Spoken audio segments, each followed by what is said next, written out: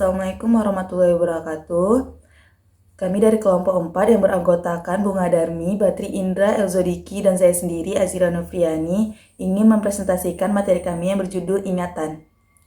Materi yang pertama yaitu pengertian ingatan. Pengertian ingatan. Ingatan adalah kemampuan untuk menyimpan informasi sehingga dapat digunakan lagi di masa yang akan datang.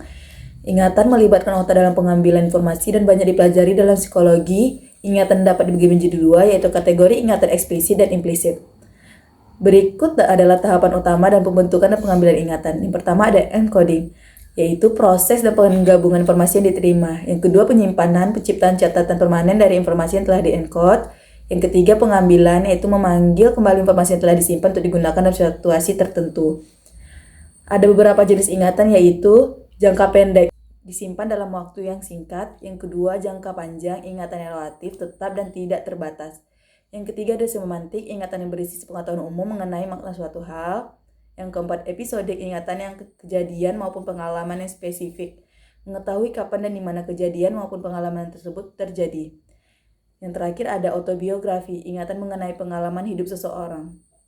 Proses memori terdiri dari 3 tahapan, yaitu memasukkan pesan dalam ingatan, bisa disebut dengan encoding, penyimpanan ingatan, storage, dan mengingat kembali, retrieval. Tahapan ini berkaitan dan tergantung satu sama lain. Baik, saya Bunga Darmi akan melanjutkan membacakan materi jenis ingatan atau memori.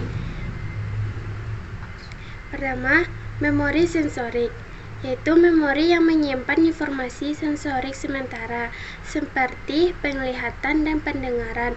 Memori ini hanya bertahan selama beberapa detik dan hanya menyimpan informasi yang sangat terbatas. Kedua, ingatan jangka pendek. Memori yang menyimpan informasi sementara selama beberapa detik hingga beberapa menit. Ingatan jangka pendek membantu kita dalam melakukan tugas-tugas sehari-hari, seperti mengingat nomor telepon atau alamat sementara. Ketiga, ingatan kerja. Mirip dengan ingatan jangka pendek, namun memori kerja memungkinkan kita untuk memanipulasi informasi yang disimpan dalam otak kita. Contohnya adalah saat kita mencoba mengerjakan soal matematika. Yang keempat, ingatan jangka panjang. Memori yang bersifat permanen dan dapat bertahan dalam waktu yang sangat lama.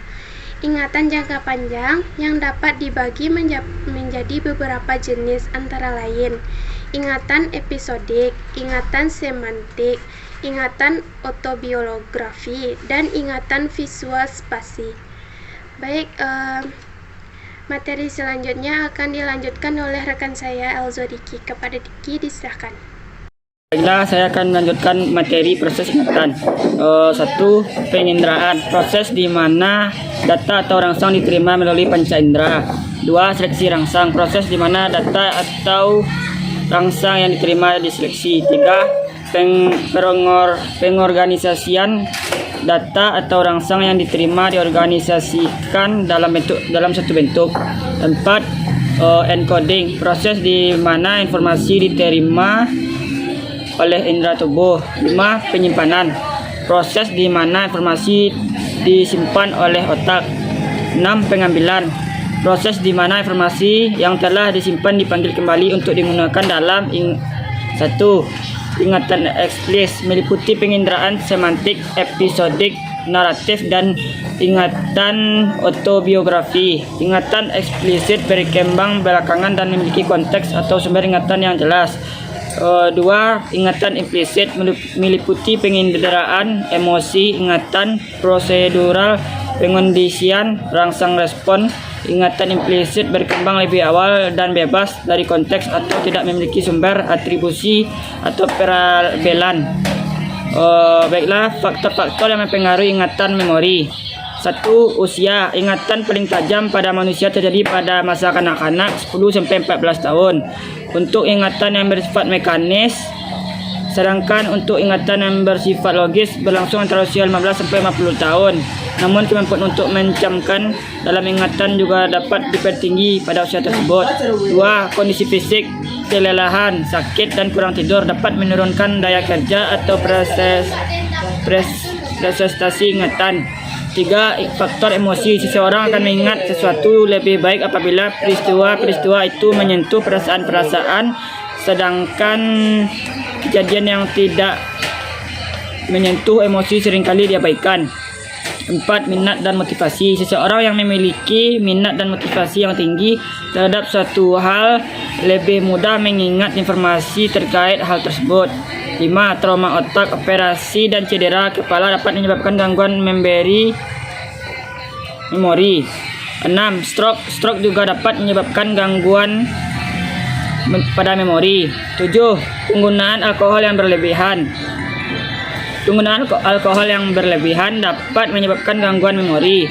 8. Faktor risiko untuk gangguan kognitif ringan, termasuk tekanan darah tinggi, hipertensi, dan diabetes.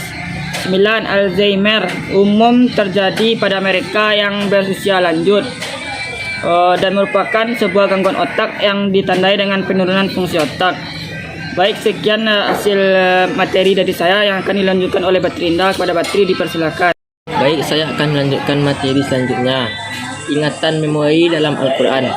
Al-Quran memberikan penekanan pada pentingnya mengingat tempat kita kembali, yaitu alam akhirat. Selain itu, dalam Islam dianjurkan untuk meningkatkan daya ingat atau memori, terutama dalam menghafal Al-Quran. Dalam perspektif Islam, memori merupakan bagian dan sistem kerja akal atau otak manusia. Proses pembentukan ingatan melalui beberapa tahapan, yaitu penginderaan, seleksi rangsang, pengorganisasian, encoding, penyimpanan, dan pengambilan. Islam juga memberikan penekanan pada fungsi kognitif dan sensori sebagai alat penting untuk belajar.